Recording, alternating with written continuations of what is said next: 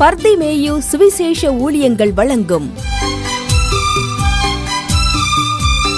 நற்செய்தி நேரம். தேவ செய்தி பாஸ்டர் ஆர். அகஸ்டின். இந்த நாளில் உங்களோடு பேசி வருகிறேன். நீங்களும் தொடர்ந்து கேட்டு வருவீர்கள். ஏன்னா அநேகர் என்ற கருத்துக்களே சொல்கிறீங்க. ஒரு காரியத்தை பேசினா 6 செய்தி போடுறீங்களையா நீங்கள். உண்மைதான். ஏன்னா சத்தியத்தை அறியணும், அப்போ தான் நமக்கு விடுதலை உண்டு.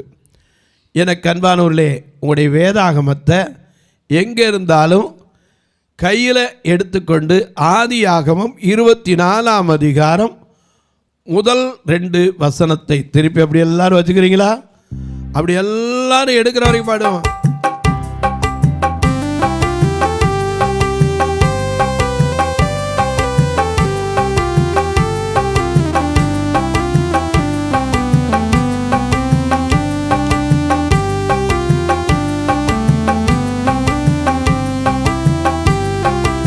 ராஜா வருகிறார், ஆயத்தமாவோ. ராஜா வருகிறார், ஆயத்தமாவோ. இயேசு வருகிறார், இயேசு வருகிறார், எதிர்கொண்டு செல்லுவோம். பள்ளங்கள் எல்லாம் நிரம்பிட வேண்டும், மலைகள் குன்றுகள் தகர்ந்திட வேண்டும்.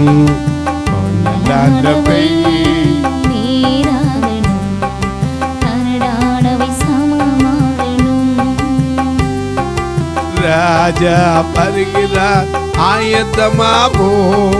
ராஜா வருகிறார், ஆயத்தமாவோ. இயேசு வருகிறார், எதிர்கொண்டு செல்லுவோம். இயேசு வருகிறார், எதிர்கொண்டு செல்லுவோம்.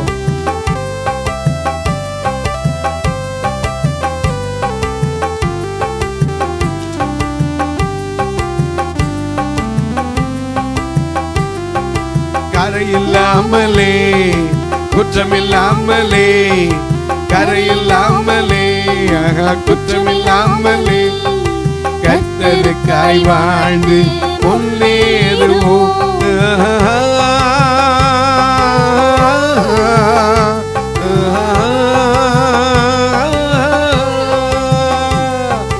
கரையில்லாமலே, குற்றமில்லாமலே, கர்த்தருக்காய் வாழ்ந்து முன்னேறுவோம். ராஜா வருகிறார், ஆயத்தமாவோ. ராஜா வருகிறார், ஆயத்தமாவோ. இயேசு வருகிறார், எதிர்கொண்டு செல்லுவோம். இயேசு வருகிறார், கொண்டு செல்லுவோம்.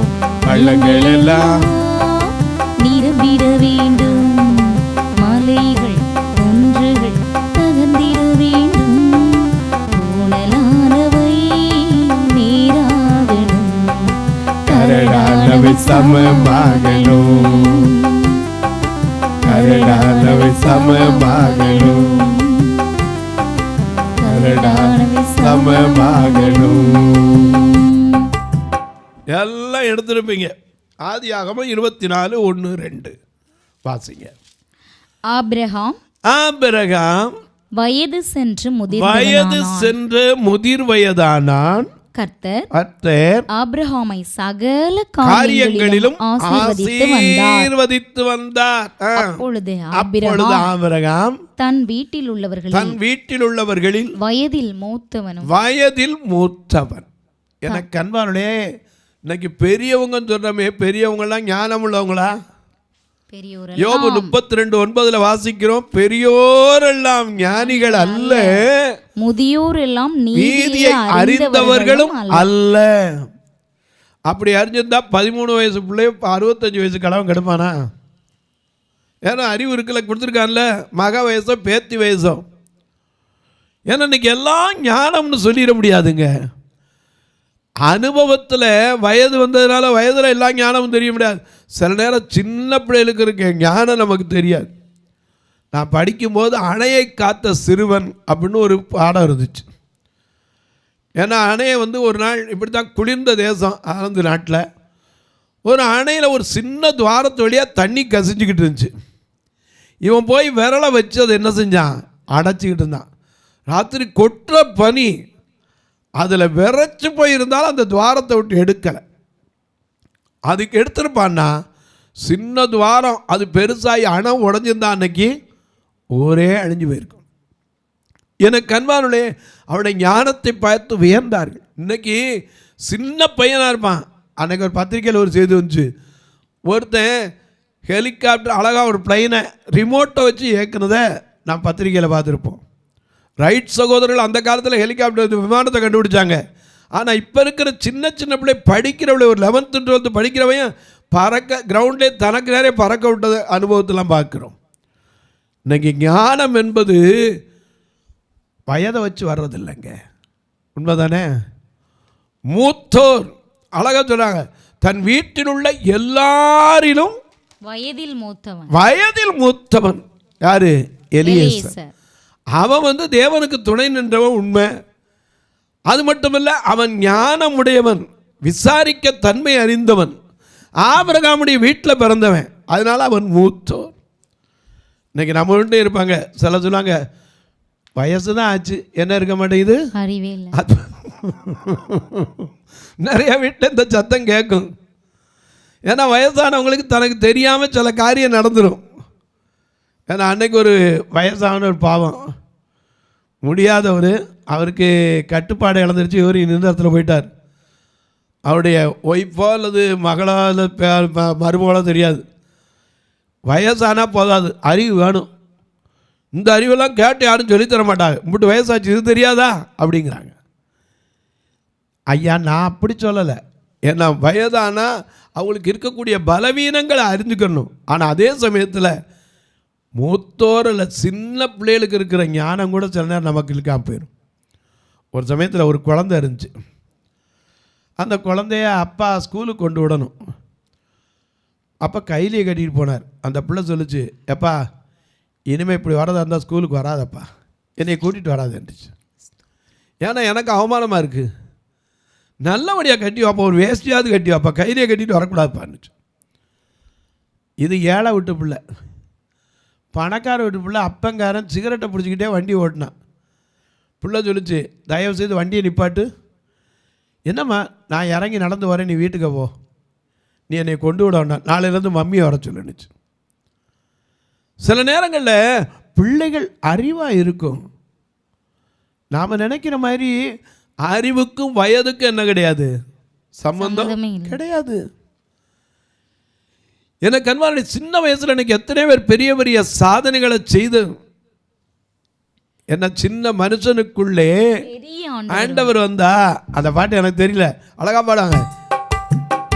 சின்ன மனுஷனுக்குள்ளே பெரிய ஆண்டவர் வந்தா, என்னென்னமோ அற்புதங்கள் நடக்கும் பாடுறாங்கல்ல. சின்ன வயசுக்கு பெரிய மனுஷனுக்குள்ளே ஒரு பெரிய ஆண்டவர் வந்தா என்னென்னமோ அற்புதங்கள் நடக்குமா.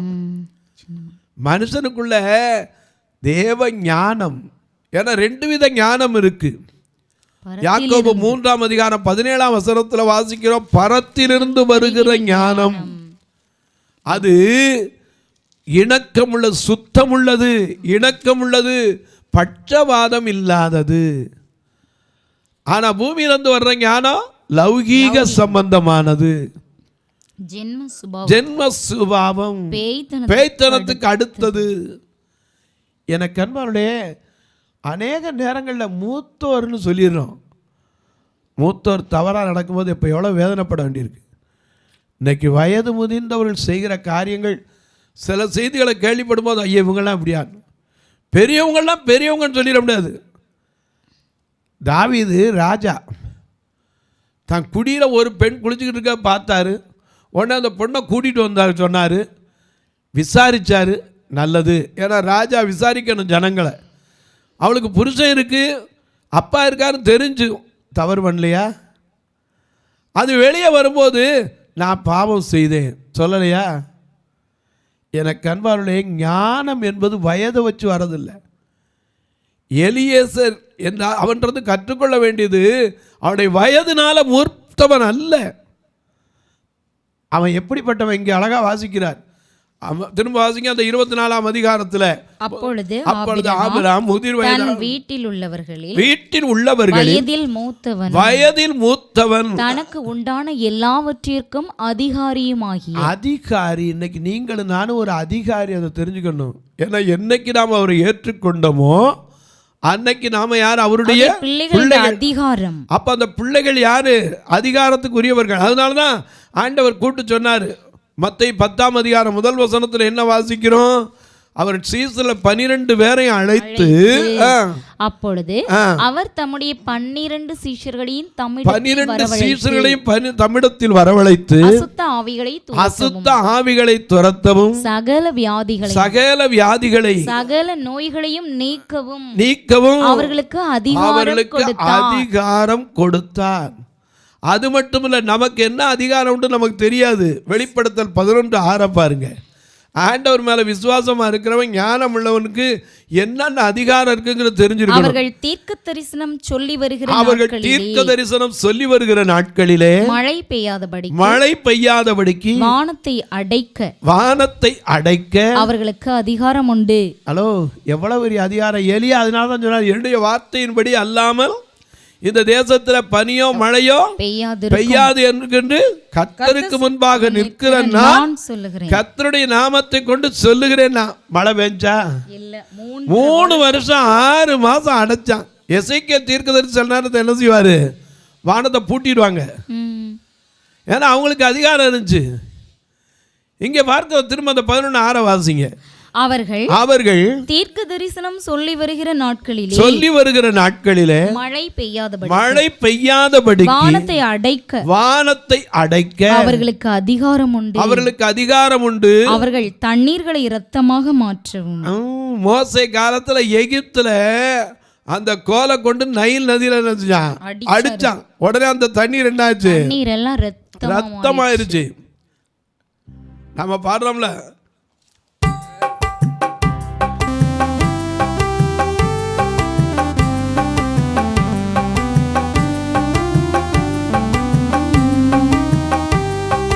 வல்லமையின் ஆவியானவே என்னில் வந்துவிட்ட காரணத்தினால் சொல்லாத சாத்தானே ஒரு சொல்லாலே பெரட்டி விட்டேன். வல்லமையின் ஆவியானவே என்னில் வந்துவிட்ட காரணத்தினால்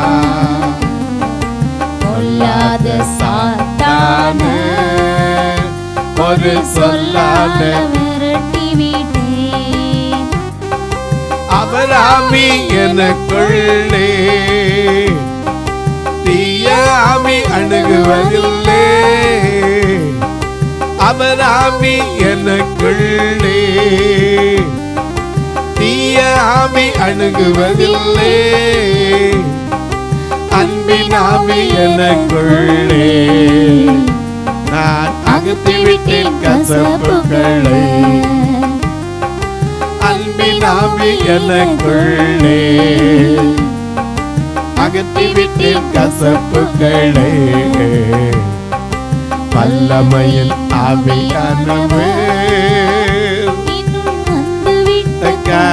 காரணத்தினால் சொல்லாத சாத்தானே ஒரு சொல்லால விரட்டி விட்டேன்.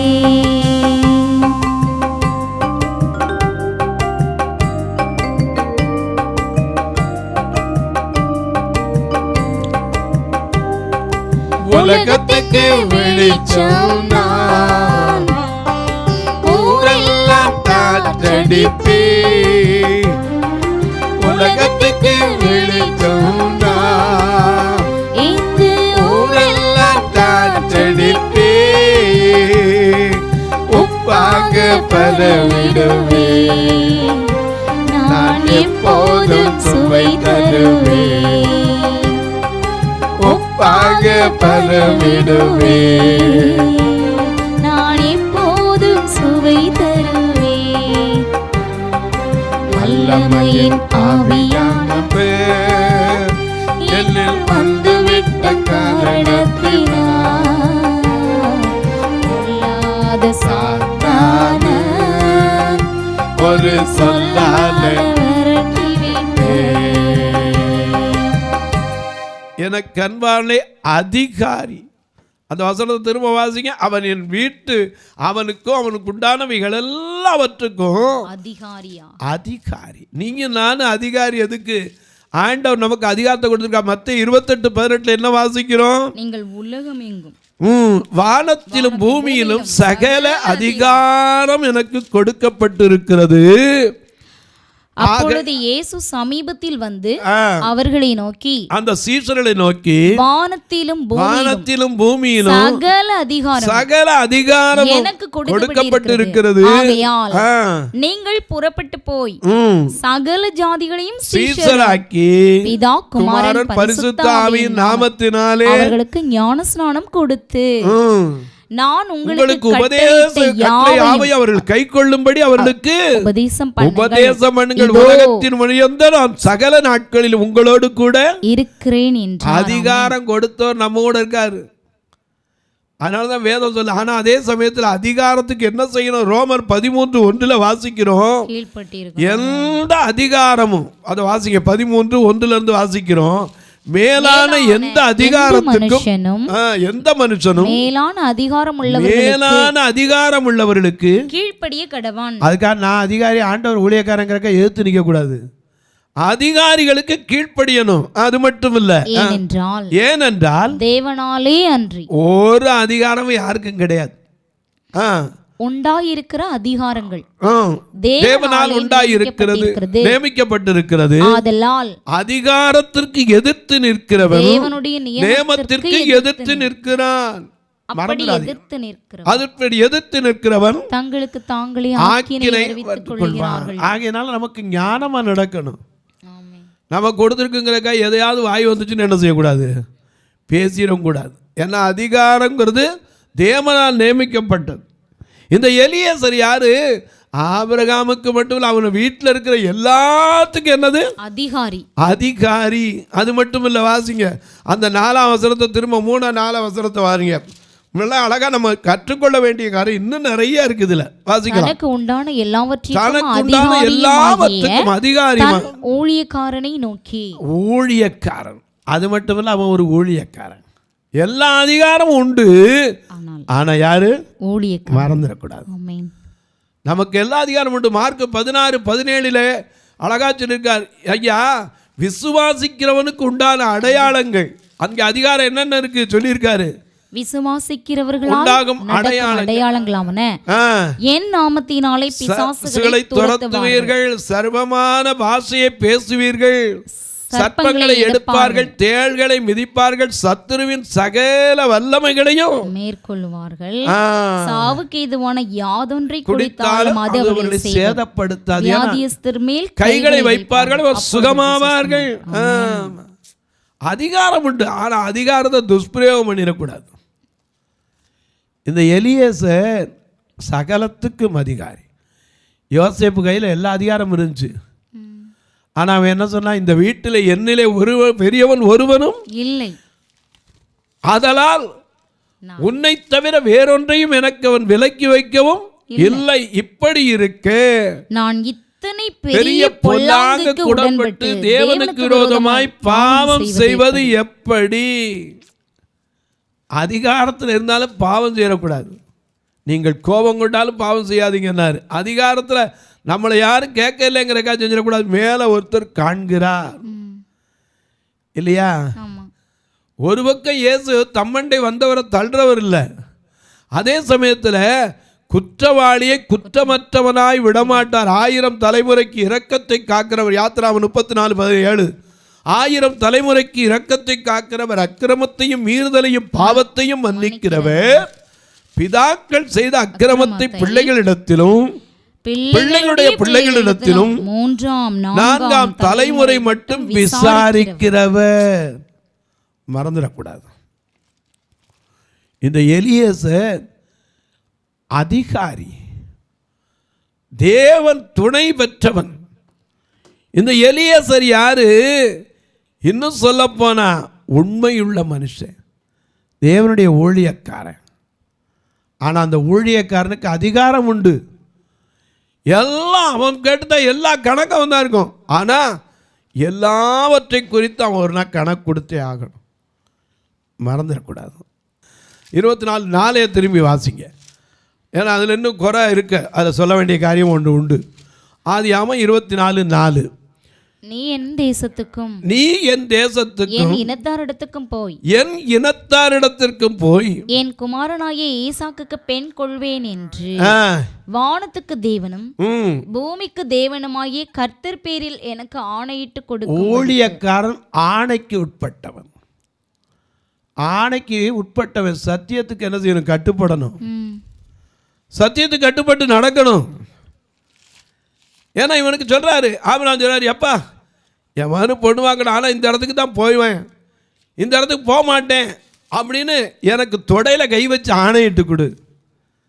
எனக்கு அன்பாருடைய அவன் கேட்டான், ஐயா அந்த பெண்ணு என் கூட வரலன்னு நான் என்ன செய்யறது? என் ஆணைக்கு என்ன செய்வேன்? நீங்களாயிருப்பாய். அநேக நேரங்களில் எலியாசிலிருந்து கற்றுக்கொள்ள வேண்டிய காரியம் உண்டு. உத்தமன் யாரு? ஆணையிட்டதில் தனக்கு நஷ்டம் வந்தாலும் தவறாது நிற்கிறவன். மத்தேயு 14 வாசிக்கிறோம். ஏரோதனுடைய ஜென்ம நாள் வந்தது புதிய ஏற்பாட்டில். ஏன்னா நாம் பழைய ஏற்பாட்டையும் புதிய ஏற்பாட்டையும் சொல்கிறேன். அங்கே ஏரோதனுடைய ஜென்ம நாள் வந்தது. அன்னைக்கு நடனம் ஆட கூப்பிட்டான். யாரை? வாசிங்க, அந்த 14:1 வாசிங்க. மத்தேயு 14:1. அக்காலத்தில் கார்பங்க தேசாதிபதியாகிய ஏரோது இயேசுவின் கீர்த்தியை கேள்விப்பட்டு தன் ஊழியக்காரரை நோக்கி, இவன் யோவான் ஸ்நானன், இவன் மரித்தோரிலிருந்து எழுந்தான், ஆகையால் இவனிடத்தில் பலத்த செய்கைகள் இருக்கிறது என்றான். ஏரோது தன் சகோதரனாகி பிலிப்பின் மனைவியை வைத்திருந்தான். ஏரோதியாளி நிமித்தம் யோவானை பிடித்து கட்டி காவலில் வைத்திருந்தான். ஏனெனில் நீர் அவளை வைத்துக் கொள்வது நியாயம் அல்லவென்று யோவான் அவனுக்கு சொல்லியிருந்தான். சொல்ல வேண்டியதை சொல்லணும். ஆனா அவன் சொன்னதுனால அவனை காவலில் வச்சாச்சு. இவன் அடிக்கடி சொல்லிட்டு தான் இருப்பான், உள்ள இருந்தாலும் சரி. ஏன்னா தேவனுக்கு பயப்படுற மனுஷனுக்கு பயப்பட மாட்டான், சொல்லிக்கிட்டு தான் இருப்பான். அவன் என்ன செய்யலாம், ஒரு நாள் ஜென்ம நாள்னா பிறந்த நாள் வந்துச்சு. அப்போ ஏரோதியாள் தன்னுடைய மகளை என்ன செய்யா? நடனம் பண்ண விட்டா. அப்போ ராஜா கேட்டார், உனக்கு என்ன வேணும்னார். தாயிட்ட போய் கேட்டா. என்ன கேட்க? ராஜா கேட்குறாரு, யோவானுடைய தலையை கேளு. ஆணையிட்டதில் தனக்கு நஷ்டம் வராமல் இருக்கணுங்கிறக்காக ஆணைக்கு உட்படனா இருந்ததுனால யோவானுடைய தலையும் கூட கொடுத்தான். எனக்கு அன்பானவர்களே, எலியேசர் என்பவர் மூத்தவன், வயதில் மூத்தவன். ஆனால் அதே சமயத்தில் ஆணைக்கு உட்பட்டவன். ஆண்டவர் அவருக்கு துணை நிற்கிறவன், அதிகாரமுடையவன், ஆனால் ஊழியக்காரன். தொலைக்காட்சியில் பார்க்கிற என் அன்பு மக்களே, இந்த நிகழ்ச்சியை நாள்தோறும் பார்க்குறீங்க, கேட்குறீங்க, பரவசம் அடைகிறீங்க, ரொம்ப நல்லது. ஆனால் ஒரு வார்த்தை ஜெபம் பண்ணுறீங்களா? இந்த நிகழ்ச்சி தொடர்ந்து வரணும், அதுக்காக தேவைகள் சந்திக்கப்படாதுக்காக ஜெபம் பண்ணுறீங்களா? அது மட்டும் இல்லை, எங்களுடைய சபையை ஒரு நாள் பாருங்களேன் தயவுசெய்து. 2 கண்ணு தெரியாத மக்கள், இந்த மக்களை கூட்டிகிட்டு வர்றதுக்கு மட்டும் மாதம் 16,000 ரூபா வேன் வாடகை. ஏன்னா திருநெல்வேலி பஸ் ஸ்டாண்டில் நிற்பாங்க, வேறு அவங்களுக்கு வர்றதுக்கு அங்கே அடிக்கடி பஸ்ஸு கிடையாது அந்த ஆலயத்துக்கு வர்றதுக்கு. 2வது இவங்களை கூட்டிகிட்டு வர்றதுக்கு இன்னொரு ஆள் கூட வேணும். அதுக்காக தான் நாங்கள் வேனே விட்டு அவங்கள கூப்பிட்டு வர சொல்கிறோம். கூட்டிகிட்டு அவங்கள உட்கார வச்சு ஆராதனை பண்ணி நல்ல சத்தியத்தையும் கொடுத்து நல்ல சாப்பாடு போட்டு தான் அனுப்புவோம். உங்கள் பிறந்த நாள், திருமண நாள் போன்ற நல்ல நாட்களில் ஆத்ம ஆதாயம் அழைத்து வர்றதுக்காக கொடுக்கலாம், உணவு கொடுக்கலாம், ஒரு கண்ணு நாங்கள் ஊன்றுகோலுக்காக கொடுக்கலாம். எத்தனையோ பேருக்கு நல்ல சட்டை கூட இல்லாமல் இருக்கான், உதவலாம். ஆனால் கட்டாயம் அல்ல, விசனமாய் அல்ல. பார்வையற்றோர் மரித்தா கூட சொந்தக்காரன் மனசார கை நீட்ட மாட்டான். எனக்கு அன்பானவர்களே, நீங்களும் தாராளமாக தொடர்பு. எப்படி தொடர்பு கொள்ள? இதில் 2 நம்பர் வந்துக்கிட்டே இருக்கும், ஜிபே, ஃபோன்பேலாம். தாராளமாக அது தொடர்பு கொள்ளலாம். ஒருவேளை ஐயா எனக்கு அக்கௌண்ட்டுக்கு வைக்கணும் அப்படின்னீங்கன்னா 8438852500 இந்த நம்பரில் நீங்கள் தொடர்பு கொள்ளலாம். இது பரிதிமேயும் பார்வையற்றோர் சேரிட்டபிள் ட்ரஸ்ட் இருக்கும். ஆண்டவர் கொடுக்குறதுக்கு எனக்கு என்னையா கணக்கு அப்படின்னு நினைக்கிறவங்களுக்கு உண்மையிலே பாராட்டுகிறேன். அப்படிப்பட்டவங்க அதில் நீங்கள் அதை பற்றி கேர் பண்ண வேண்டியதில்லை. எந்த நம்பர்லையும் நீங்கள் தொடர்பு கொள்ளலாம். உங்கள் ஜபக்காரி எது இருந்தாலும் காலை 10லேருந்து 5க்குள்ளே சொல்லுங்கள். இப்போ உங்களுக்காக ஜெபிக்கட்டுமா? நல்ல பிதாவே, நன்றியோடு துதிக்கிறோம் சுவாமி. இந்த நல்ல நாளில் எலியேசர் அதை குறித்து நாங்கள் தியானித்து வருகிறோம். ஊழியக்காரன், பல காரியங்களை தியானித்து வருகிறோம். நாங்கள் தியானிக்கிறதோடு விட்டு விடாமல் அதை எங்களுக்கு சொந்தமாக்கி கொள்ள என்னை எங்களை தகுதிப்படுத்து. இந்த ஊழியத்தை தாங்குகிற, ஜெபிக்கிற, கொடுக்கிற எல்லா மக்களையும் ஆசீர்வதியும். பிறந்த நாள், திருமண நாளை நினைவு கூறுகிற மக்களுக்காக ஜெபிக்கிறேன். ஒரு குழந்தை பெற்ற ஆசீர்வாதத்தை பெற்றிருக்கிற தாய்க்காக ஜெபிக்கிறேன். நெடுநாள் காத்திருக்கிறவர்களுக்காக ஜெபிக்கிறேன். திருமண வயது வந்து வீட்டில் வைத்துக்கொண்டு கண்ணீர் வடிக்கிற தாய்மார்களுக்காக ஜெபிக்கிறேன். ஒவ்வொருவருக்கும் நல்ல துணையை கொடும், வாழ்க்கையை கொடும், பிள்ளைகளுக்கு நல்ல கல்வியை கொடும். இயேசுவின் நாமத்தில் ஜெபிக்கிறேன் நல்ல பிதாவே, ஆமென். சபை ஆராதனை ஞாயிறு காலை 10 மணி முதல் 12 மணி வரை. இடம் பர்திமேயு சுவிசேஷ ஆலயம், அன்னை சத்யா நகர், இளமனூர் அஞ்சல், சக்கிமங்கலம் வழி, மதுரை மாவட்டம். பின்கோட் 625201 மற்றும் பர்திமேயு சுவிசேஷ ஜெப வீடு, flat number 107, Eden garden, Muthur, Tirunelveli. Pincode 627011. சிறப்பு உபவாச கூட்டம் ஒவ்வொரு மாதமும் 2வது சனிக்கிழமை காலை 10 மணி முதல் 1 மணி வரை நாகர்கோவில் YMCA ஹாலில் வைத்து நடைபெறுகிறது. மற்றும் ஒவ்வொரு மாதமும் 4வது சனிக்கிழமை காலை 10 மணி முதல் 1 மணி வரை திருநெல்வேலி புதிய பேருந்து நிலையம் அருகில் உள்ள கிரேஸ் ஹாலில் வைத்து நடைபெறுகிறது. எங்கள் எல்லா ஆராதனைகளிலும் கலந்து கொண்டு தேவனை மகிமைப்படுத்த அன்பாய் அழைக்கிறோம். உங்கள் உதாரத்துவமான காணிக்கைகளினால் இவ்வூழியத்தை தாங்க விரும்பினால் R Augustine, account number 5021364331, IFSC code IDIB 000B066, Indian bank, BP Kulam, Madurai. GPay number 9842181917, BGM ministries மற்றும் 9442559772, பிளைண்ட் மினிஸ்ட்ரீஸ் அகஸ்டின். உங்கள் தொடர்புக்கு பாஸ்டர் ஆர் அகஸ்டின், பர்திமேயு சுவிசேஷ ஊழியங்கள், நாகமலை, புதுக்கோட்டை, மதுரை 625019. தொலைபேசி எண்கள் 9842181917 மற்றும் 9442559772. கர்த்தர் தாமே உங்களை ஆசீர்வதிப்பாராக.